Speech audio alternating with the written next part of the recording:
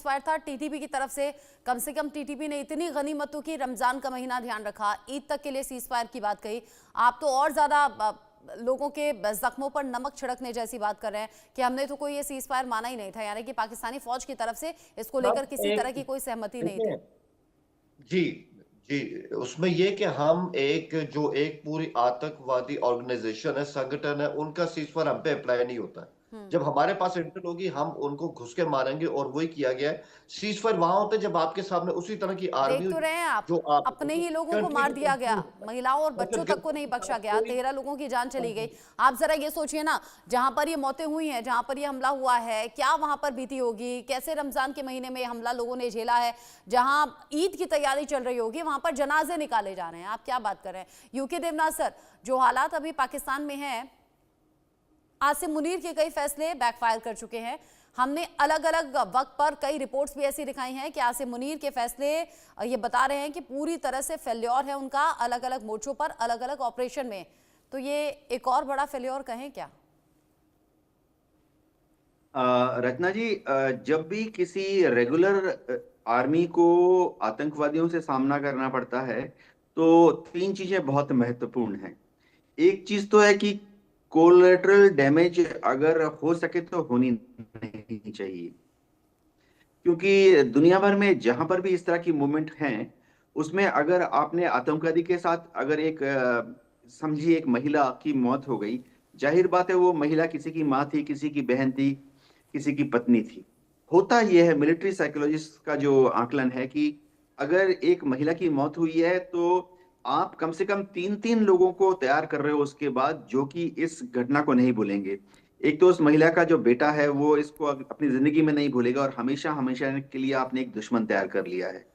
इस तरह से उस महिला का अगर पति है, उसका अगर पिता है, भाई है, वो भी कभी इसको नहीं भूलेंगे, और वह भी हमेशा हमेशा के लिए स्टेट के, यानी जो भी गवर्नमेंट है, कोई भी मुल्क, स्टेट के दुश्मन बन जाएंगे।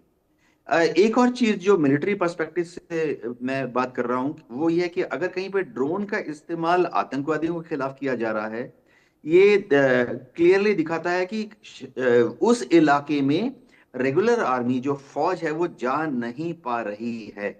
क्योंकि अगर कहीं आतंकवादी छुपे हुए हैं, कहीं पे उनका अड्डा है, कहीं पे उनके कमांड कंट्रोल एरिया है या लॉजिस्टिक सप्लाई बेस है, तो आतंकवादियों को ऐसे इलाकों को न्यूट्रलाइज करने के लिए, नष्ट करने के लिए प्रेफर्ड मोड है कि आप वहां इन्फेंट्री भेजिए, कमांडो भेजिए, चाहे वो सड़क के रास्ते से जाएं, चाहे वो हवाई जहाज के रास्ते से जाएं या पैराशूट से जाएं। तो होता क्या है कि जब इन्फेंट्री उनको घेर के मारती है या कमांडोज उनको घेर के न्यूट्रलाइज करते हैं आतंकवादियों को, या इस केस में टीडीपी के लड़ाके अपने को आजादी का दीवाना मानते हैं, तो जब आप उनको मानते हैं तो जो कोलेटरल डैमेज होता है कम होता है। क्यों? वो इसलिए होता है कि इन्फेंट्री के हाथ में जो वेपन्स होते हैं, बंदूकें होती हैं या मशीन गन होती हैं, उसकी फायर पावर ऐसी होती है कि आप एक एक दुश्मन को चुन चुन के मार सकते हैं। लेकिन जब आप ड्रोन का इस्तेमाल करते हैं तो ड्रोन जो है वो इधर उसका वॉरहेड इस कमरे में, उस कमरे में, टारगेट के इस झोपड़ी में, टारगेट के उस झोपड़ी में फट सकता है। तो दो चीज तो क्लियरली दिखा रहा है कि वहां पर ड्रोन का इस्तेमाल मतलब हम्म। पाकिस्तान की फौज वहां नहीं जा पा रही है, हाँ। नहीं वहां पर उन्होंने जमीन पर अपना दबदबा, अपनी बढ़त बनाई हुई है। दूसरी हम्म। चीज है कि जरूरत से ज्यादा फायर पावर का इस्तेमाल। मैं थोड़ा हिस्टोरी में ले जाता हूं। जैसे पाकिस्तान की यूके देवनाथ सर, फौज ने यूके देवनाथ सर, पहले भी थोड़ा सा हुआ ऑडियो कि में प्रॉब्लम जाहिर है, बात है पाकिस्तान की थोड़ा सा आपकी सरकार। आवाज कट कर आ रही है। हम देखते हैं, शायद कोई नेटवर्क इशू है, ये ठीक कराएं। उससे पहले एक बड़ा अपडेट भी दर्शकों को दे दें। ड्रोन हमले के खिलाफ इमरान खान की पार्टी अब खुलकर सामने आ गई है। खैबर पख्तूनवा के सीएम अली अमीन ने कहा है कि आम नागरिकों पर हमला बेहद निंदनीय है और दुखद है। आम नागरिकों को क्यों मार रही है शहबाज सरकार? अली अमीन के मंत्री अमजद अली ने भी पीड़ितों से जाकर मुलाकात की है। मृतकों के परिवार को राहत और मुआवजा देने की बात भी सामने आ रही है।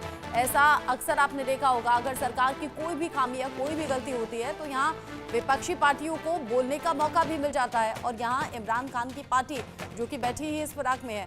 आप 4 तस्वीरें अलग अलग देख लीजिए। बलूचिस्तान में लगातार टकराव बढ़ रहा है, कह सकते हैं कि गदर की स्थिति है। खैबर पख्तूनवा में कोहराम इस हमले के बाद और ज्यादा देखा गया। पीओके में घमासान की स्थिति है ही, वहां संग्राम छिड़ा हुआ है, वहां भी आंदोलन अलग अलग वक्त पर उठते रहे हैं। ऐसे में राजनीतिक उथल पुथल पाकिस्तान में एक बार फिर से नजर आ रही है। चौतरफा घिर गई है शहबाज सरकार, और ऐसे में शहबाज सरकार के फैसलों पर भी बहुत से सवाल उठ रहे हैं। सवाल ये कि आखिर पाकिस्तानी फौज को इंस्ट्रक्शंस कौन दे रहा है? क्या ये शहबाज शरीफ के कहने पर हो रहा है या फिर क्या इसके पीछे आसिम मुनीर हैं? और अगर ऐसा किया जा रहा है तो क्या उसके नतीजों पर गौर नहीं किया जा रहा? क्या उस पर बात नहीं की जा रही है? हुसैन जावेद जी, अगर इस तरीके से हमले होते हैं, इमरान खान की पार्टी को तो बैठे बिठाए आपने मौका दे दिया,